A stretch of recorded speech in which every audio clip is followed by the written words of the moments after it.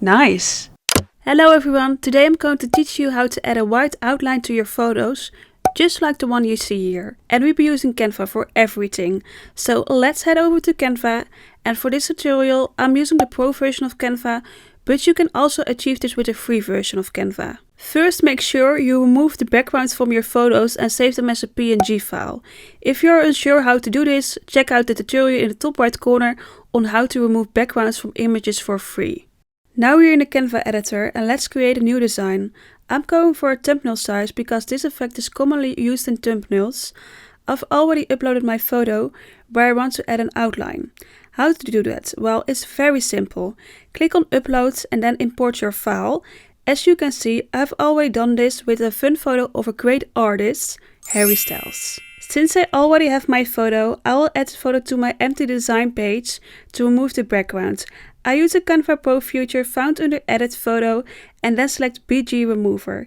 If your photo already has the background removed and is a PNG file, you can skip this step. Canva has removed the background from my photo, which is pretty cool. The great thing about this tool is that you can easily adjust what stays and what goes from your photo using the erase or restore buttons. Sometimes this effect might encounter an error like now, but you can easily fix that by clicking Reset Tools and then tapping again on Remove BG, and then it will work out. Now you can do whatever you want with the picture. For now I will just move the photo slightly to the right so I can change the background color of my design to pink. Now I select my photo and add an outline to it.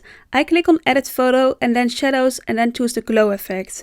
I'm using these settings for the perfect outline. Currently it's a dark black line, so let's change it to white. You can choose any color you like, but I'm opting for white. Once I'm happy with my design, I will position Harry and making the photo larger and aligning him a bit to the left. If you're satisfied with your design, you can download the photo. I will download it as a JPG file. I hope this video was helpful to you. If you have any questions, feel free to leave them in the comment section below, and I do my best to assist you if you face any issues. Thank you for taking the time to watch this video, and don't forget to give it a like and consider subscribing.